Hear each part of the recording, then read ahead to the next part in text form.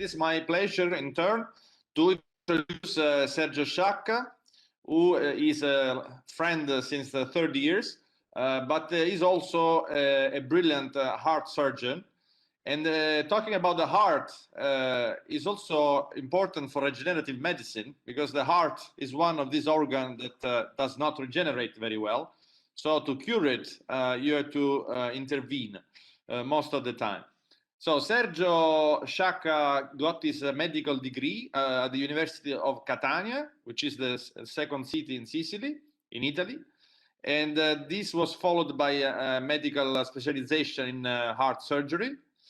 And then he was hired by ISMET, that you see in his slide, which is means Mediterranean Institute for Tumors and Transplants. And this institute is a sort of spin-off of the UPMC, which is the University of Pennsylvania Medical Center in Pittsburgh. And Sergio has been working at ISMET since then. And he has visited many countries during his training. He spent a long time in Pittsburgh, but also in Finland, in North Macedonia, and Ukraine, if I'm correct. So cardiac transplantation that happens at ISMET has big numbers, big volumes, and Sergio is actually one of the responsible person for transplantation and also for implantation of LVAD, left ventricular assistant device. So we are very happy and curious to listen to his talk titled Cardiac Transplantation in the Heart of the Mediterranean Sea. So Sergio, the stage is yours.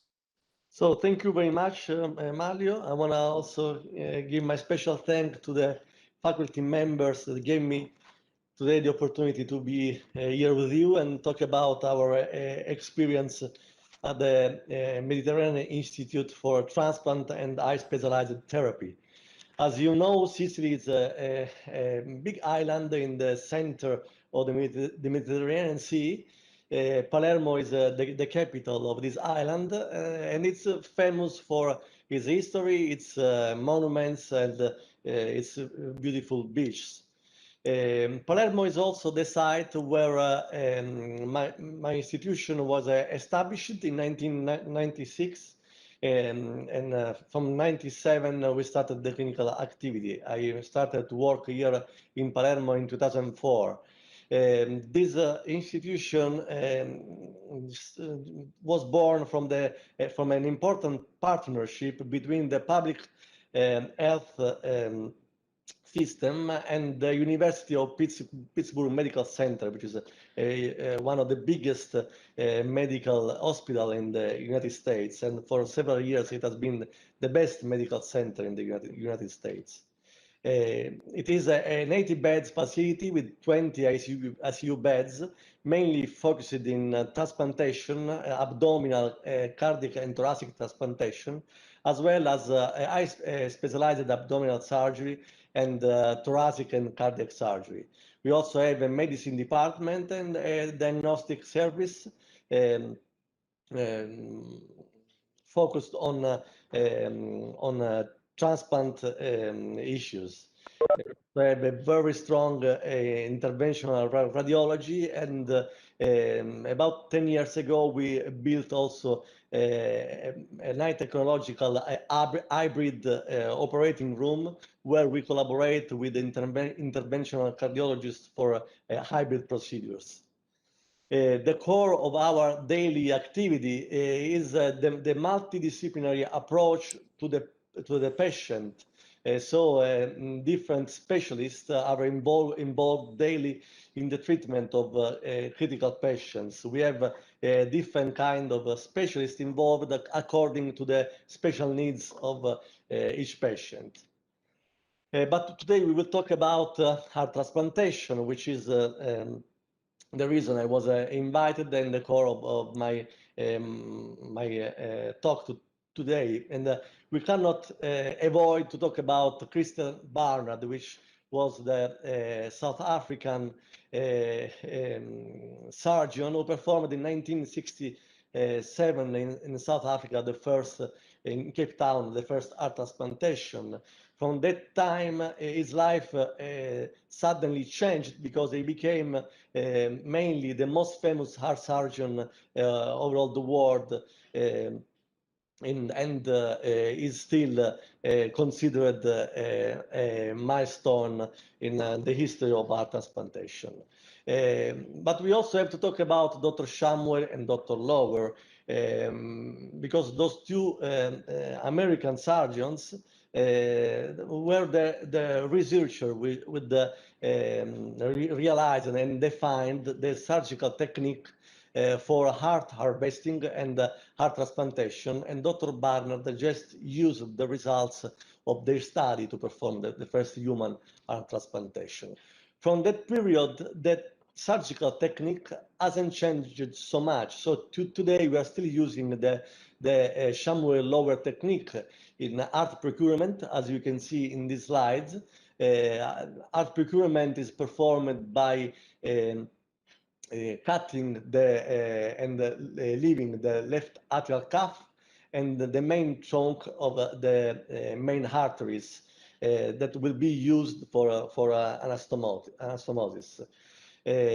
Once the heart is procured, is protected with ice, so with cold and with special solutions. There are several types of solutions used, and once and then it's transported to the transplant site where the heart will be transplanted. The time from the heart harvesting to the heart reperfusion is called ischemic time, and it has been as short as possible. Mainly, we try to complete the heart transplantation before the 4 hours of ischemic time. Actually, the surgical anastomosis takes about 30-40 minutes, no more. So the most of the ischemic time is just for the transporting of the organ. Once the heart arrives in the surgical site for transplantation, it is examined, it is prepared, and then there is a sequential anastomosis, which is performed end-to-end, first with the left atrium, then with the right atrium, with the pulmonary artery, and at the end, the aortic anastomosis. And when we are done, we start the reperfusion. Yeah, I mean, you can see these sequences. This is the Shamwell Lower technique. The only change that has been done in the last 30 years is the introduction of the White and Shaw bicaval technique. The sequence of the anastomosis is the same. The only difference is that instead of a biatrial anastomosis, it will be performed a single vena cava anastomosis. So first will be anastomized the inferior vena cava and then the superior vena cava. Sometimes to just reduce and spare the ischemic time, we just invert the anastomosis. So we perform first the left atrial anastomosis, then the aortic anastomosis, and then we remove the aortic clamp, and we then stop. We then start to reperfuse earlier the heart, and then we will complete all the other anastomosis in the same sequences: inferior vena cava, superior vena cava, and pulmonary artery. So this is how it looks like at the end of the operation. Why we need to perform this kind of extreme surgery? It's because one of as you know, I mean, the main cause of death in the developed country is our cardiac problems, and heart failure represents a very big slides of deaths in the population of the well-developed country. Actually, the magnitude of this problem can be accurately assessed because really reliable estimates are lacking. There are large differences between studies in definitions and in the methods used to establish their presence. A 2013 update from the American Heart Association estimated about 5 million of people with heart failure in the United States and about 23 million people worldwide. And what is really impressive is the nature of this disease, which is progressive and worsening. We estimate that once the disease appear, overall 50% of the patient have a life expectancy of 4 years. And the 40% of patients admitted for heart failure needs a rehospitalization or die within 1 year. There are different classification, I mean, for based on severity of symptoms for classify, I mean, our patient. The most known is the New York Heart Association, which use the onset and the severity of a shortness of breath and limitation in physical activity. But recently, the European Society of Cardiologists introduced this classification, which where I mean we can have a stage A to a stage D severity of heart failure according to the severity of symptoms and to the more appropriate pharmacological or surgical therapy.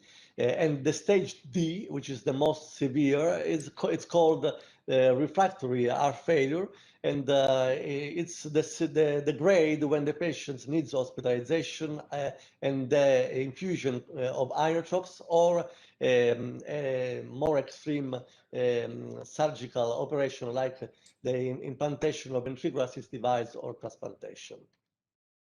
More recently, with the introduction of ventricular assist device, we had this intermass classification, which is a classification of class 3B and 4 New York Heart Association, so more extreme patient. And this classification helps the surgeon and the cardiologist to drive the best and the more accurate surgical options for these very sick patients. Of course, drugs helps and can stabilize the clinical situation of the patients. But we know that despite the optimization of the medical therapy, the patients continue to be hospitalized for heart failure, and they may become frequent flyers and potentially inotropic dependent. And we also know that 50% of patients with more than 3 heart failure hospitalization will die within 1 year.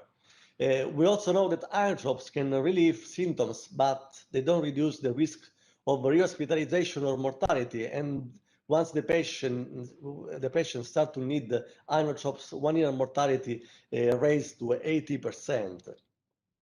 Of course, this has a very strong rebound in costs. There are several bunch of papers about cost of heart failure for a public service and health service.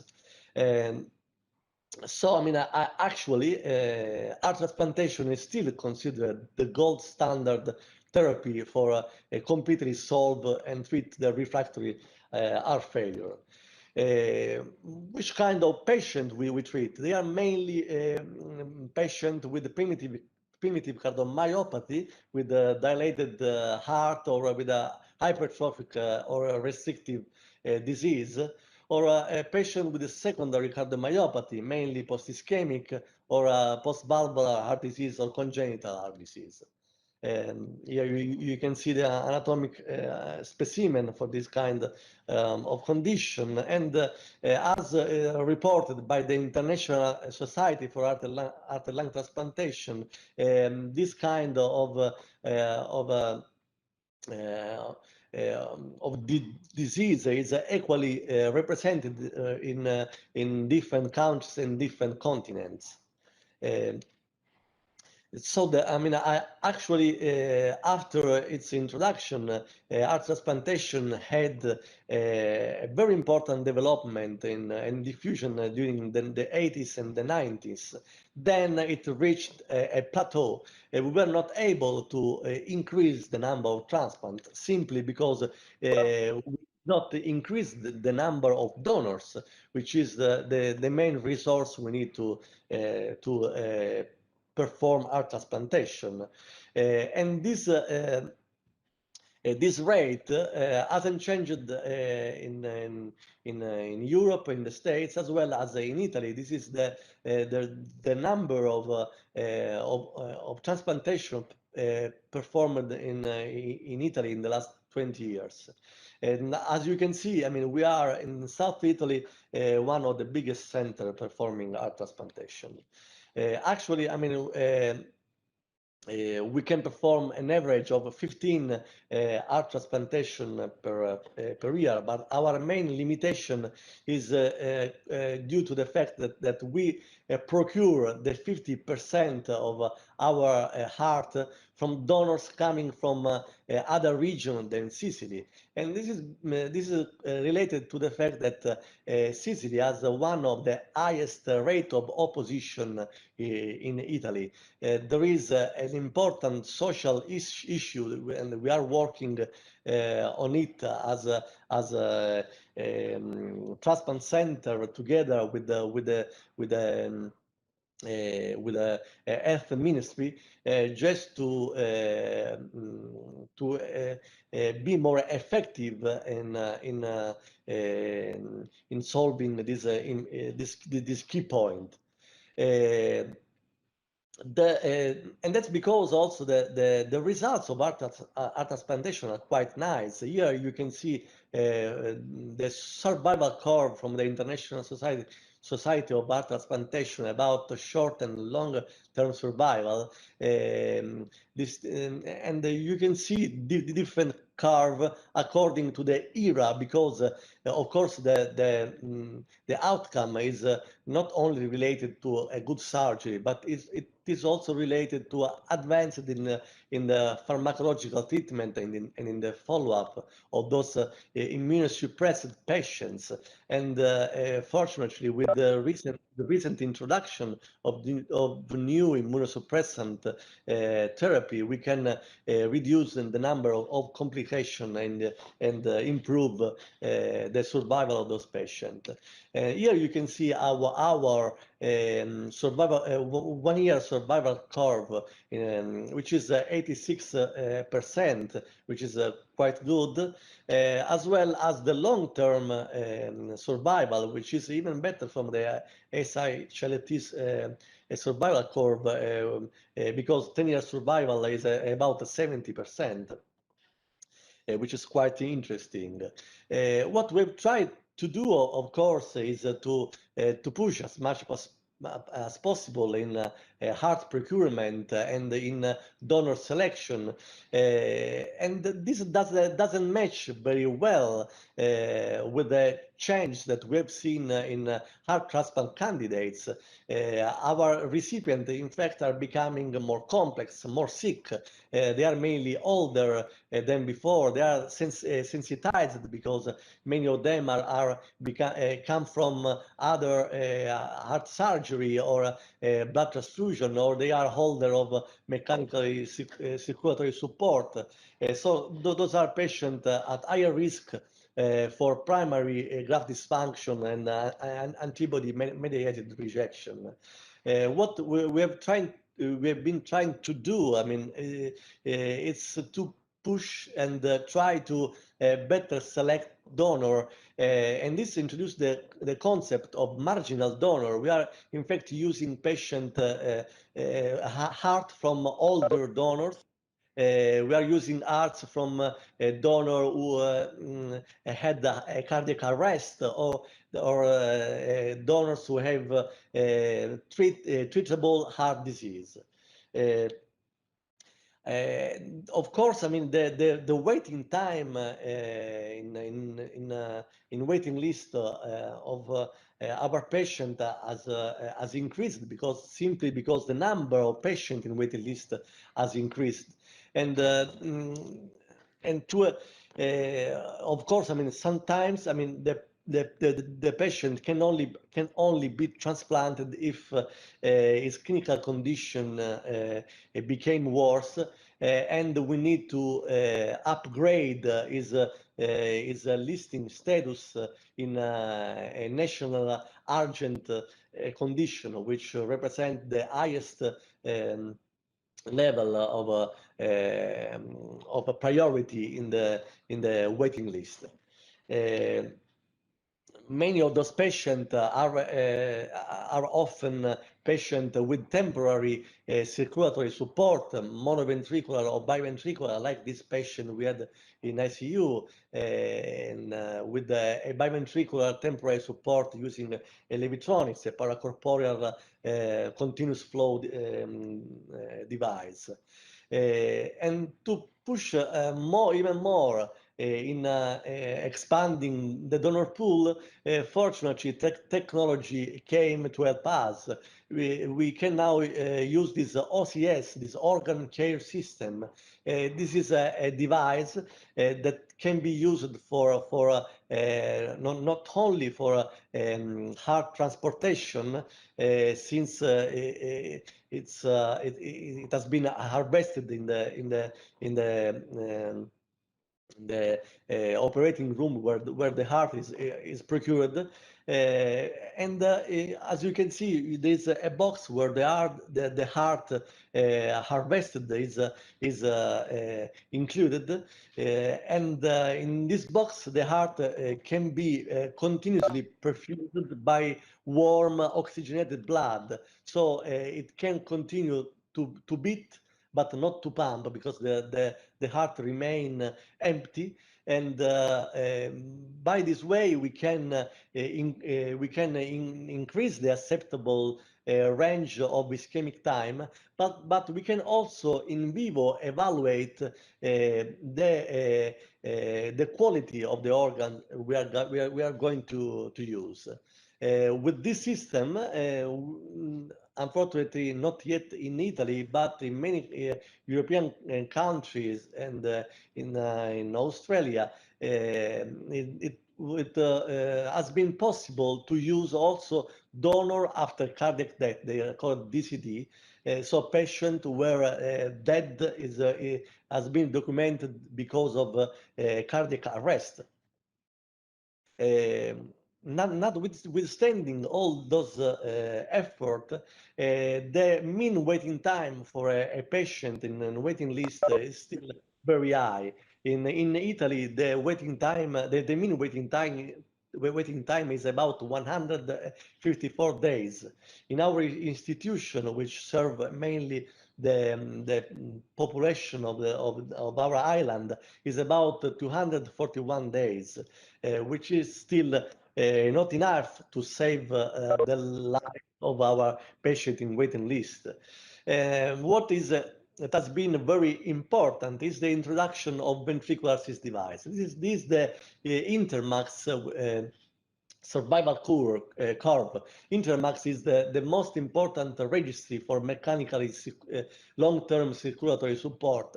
As you can see, when 1 year survival for those population of patients is about 80%. In many centers and in our center reaches 87%, which is as good as heart transplantation survival at one year.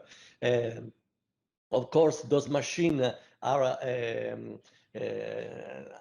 quite safe. The long results are not as good as heart transplantation, and this is the reason we still need to transplant those patients as soon as possible. But at least they arrive at the transplant in a very good condition, and their survival after transplantation can be better than patient not supported.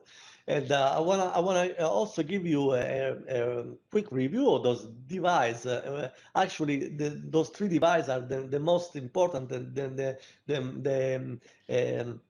mainly used in mechanical circulatory support programs all over the world. On the left, we have the Ultimate 2, which is an axial pump, not used anymore because it has been replaced by the Ultimate 3, which is the device on the right. A very good and smaller device, fully magnetically levitating, so high technologically developed. And in the center, we have the hardware HVAD, which is an hydrodynamic pump, which is the pump that we use in ISMET since 2008. And which is the smallest continuous flow long-term device available, and it has given us very good results. This device can be placed through full sternotomy or with minimal invasive approach, which is our first choice surgical approach. Here, I mean, I put a 6 minutes movie about the surgical technique. I don't know if we have the time to watch it. Maybe I can skip it and going to the conclusion, and then at the end, if you wish, we can share this movie. So just concluding, because time is running, we can say that heart transplant is the gold standard in the treatment of advanced heart failure. But this therapeutic option is still limited by insufficient availability of donors. Expanding the donor pool by using marginal hearts and new preservation technology has given us acceptable and results, but we also need to work in reduction of opposition to organ donation and to improve the survival of our patient in waiting list. A mechanical circulatory program is today mandatory for every heart transplant program. This is the last slides. I want to thank you, and I'm available for discussions.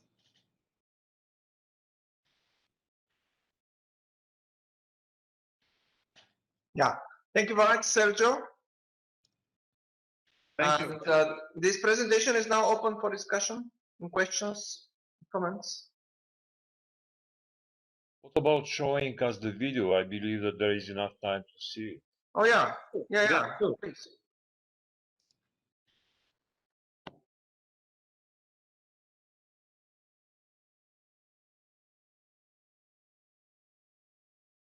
So we first the back table check the function of the pump. We perform the assembly of the pump. There is an apical ring, the surgically placed in the left to the apex. There is an outflow conduit that anastomize on the ascending aorta. The pump is test before it is to transaction.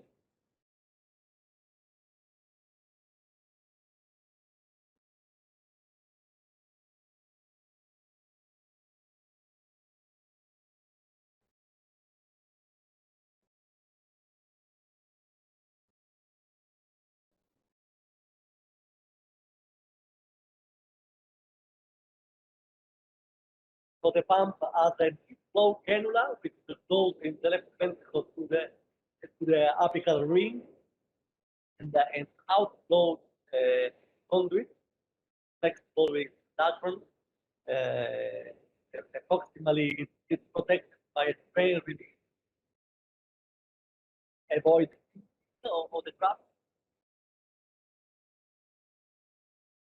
It's tested in 30% dose for use. Our minimal invasive approach to perform an upper stage sternotomy at the second intercostal stage. So we the left anterolateral mini thoracotomy. The upper thoracotomy, you can only see the right head and the aorta. We perform a central cannulation.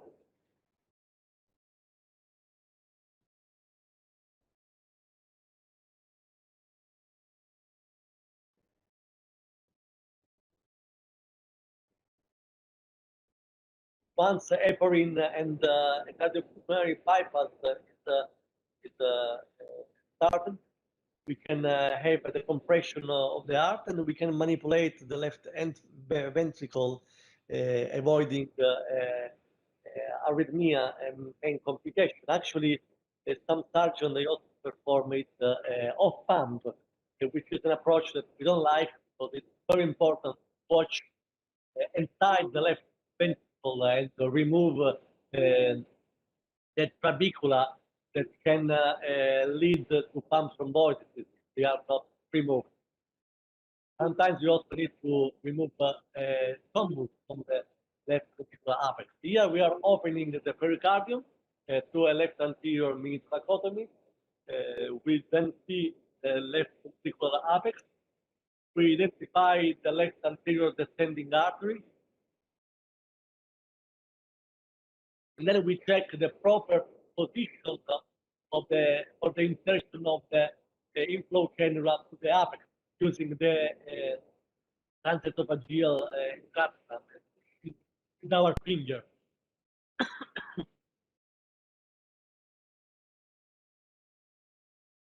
Then the apical ring is sutured with a single stitch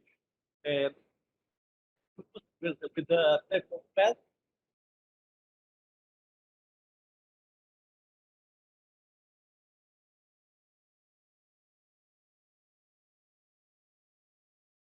Then we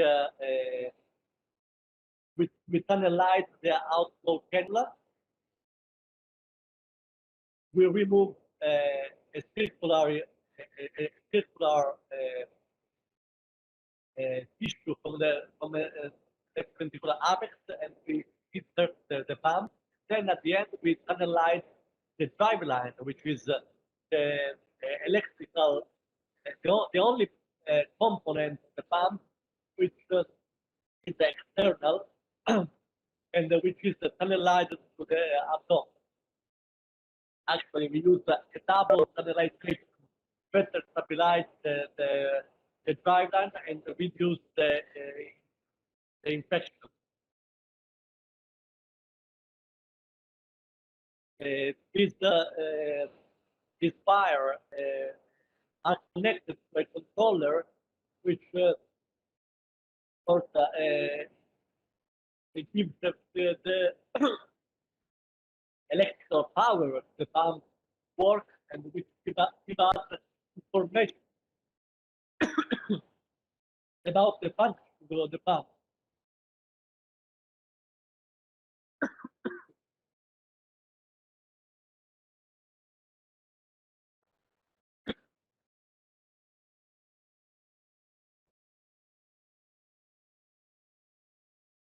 Once the pump is connected, we will off the patient of the cardiopulmonary bypass, and we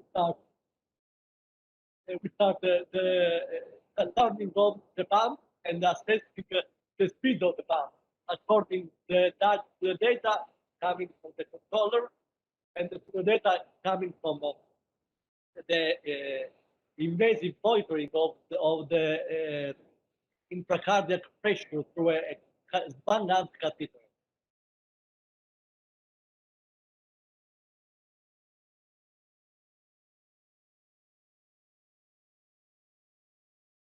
We also check the best decompression of the heart, looking at the mitral valve regurgitation, and we also always check that aortic valve is opening not every bit, but at least once every three systole.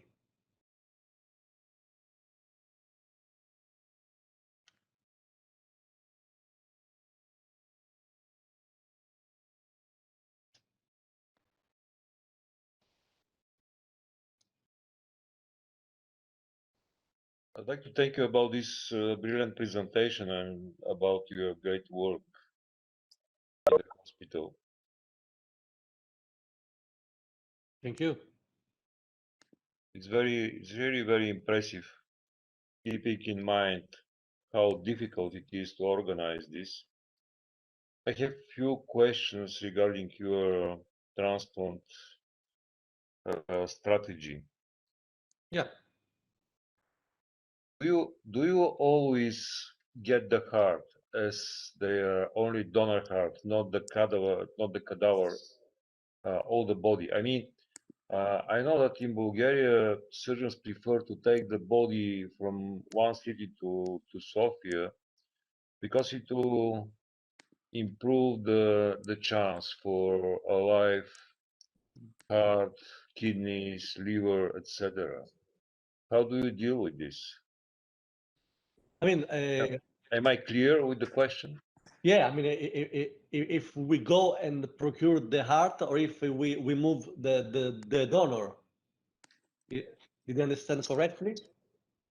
Yeah, this is the question actually. Yeah, When do you prefer to have the heart only, and when do you move the donor? I mean, we try to never move the donor in 100% of the cases. Sometimes we need to move the donor for very short distances. When, for example, we need to perform the coronarography, the left heart cath to the patient, so the patient is moved from the ICU to the radiologist or to the cath lab. But we don't. What we do is that we send a team where the donor is, and all the team from different specialties, they just meet in the donor site. I mean, we know that 50% of donor they can develop cardiac arrest while they are in brain death. So it's very dangerous to move the donor. It's on my it's now mainly accepted that teams move and go for organ procurements. I see. My second question is regarding LVAD. How do you follow up the patients? I mean, do you have a team following the patients ready to give them urgent or emergent help if there is a sign of bleeding or sign of thrombus formation or something like that? Of course, it is a very good question because a follow-up and support to patient is a very important point for having good results because those patients they very often develop adverse events and the outcome and the solution of those events are strongly related to the time and to how quick we are to put in the patient and treat him. Mainly pump thrombosis and bleeding are the most frequent complication, or a cerebrovascular accident. We actually have a pool of VAD coordinators, which are nurses trained in treatment and support for this patient. We have a number 24 hours slash 7 days active to receive telephone calls for any kind of problems those patients can develop. And VAD coordinators are well trained to recognize the condition. So they work as a filter with the physician to identify those conditions that need quick hospitalization and fast intervention. So I mean,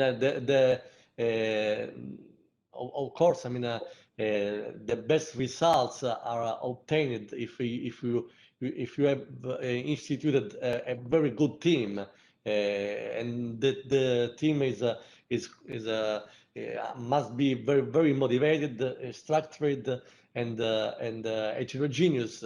In our team, we have very special nurses, very motivated and smart. We have cardiologists, we have neurologists, and we have a heart surgeon working together and taking the best decision according to the correct diagnosis. Thank you. Do you have any limitations regarding the number of LVAD devices that you can implant in your center per year or something? No. We don't. We have not any limitation. Fortunately, I mean, this is the only resource that is it's actually unlimited unless we can pay the till we can pay the device. We can and the company can produce device. We have no limitations. What do you mean by if we can pay the device? The hospital will pay or the healthcare system will pay? The healthcare system is paying the device, and this is a very critical point of this activity because device cost a lot, from 80,000 to more than 100,000 euros. So to have a good selection of patient and maintaining a good quality of results is very important, just to convince the politician that this strategy is a good strategy. We spend more to spend less, we say. I mean, in the end, if we can avoid an heart failure patient to be re-hospitalized, is cheaper for that system. Thank you. Other questions? May I have a question? Congratulations for the nice presentation. I would like to ask you a couple of questions. The first is this, like, a little bit provocative concerning your presentation. We have seen recently in the world data that the number of devices that have been implanted worldwide is increasing several times during the last few years. And the more important thing is that the number of devices which are destination therapy has increased enormously. Do you think that with the improvement of these devices, we will see the end of the allograft transplantation in the next years? I mean, this is a very nice question, because I believe that technology is developing quickly, but not enough quickly than we can. Companies, of course, produce device to make money.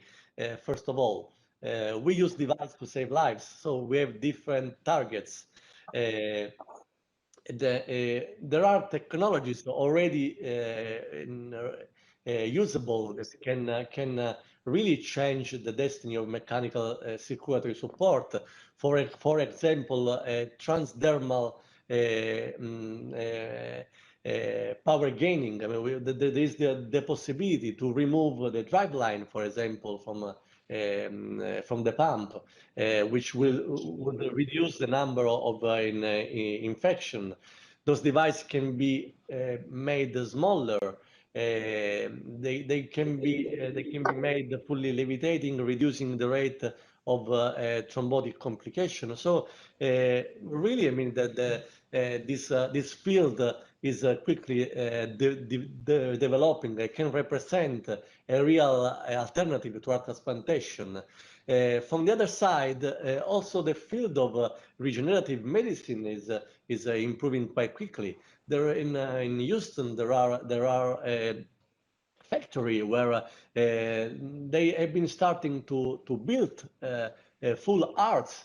They are producing pigs, making I mean, completely compatible with humans, that can be used for heart transplantation. I mean, this is a very interesting and challenging battle between two strategies, biological or mechanical, to solve a very severe problem for the health system. Thank you. And my second question is concerning the right ventricle heart failure, because we are spending a lot of time on the LVADs and the left ventricle. Can you give us some more data on the novelties in the RVADs? Yeah, actually, I mean, the right ventricle is still the Achilles. I mean, the weak point of the mechanical circulatory support field. Actually, there are not yet available long-term right ventricular device. We have several, actually three short-term right ventricular, temporary right ventricular support. And very often when we need to support the right ventricle for long-term, we use the same device as a off-label indication used to support the left ventricle. The results of BIVAD are still not so good. And the best solution for this condition is still the selection, the good selection of patient, and the good reconditioning of the right ventricle. And when a right ventricular failure occurs, the only way, I mean, to go through problem is to transplant the patient if he has indication to transplantation. Thank you very much once again for the nice presentation. Thank you.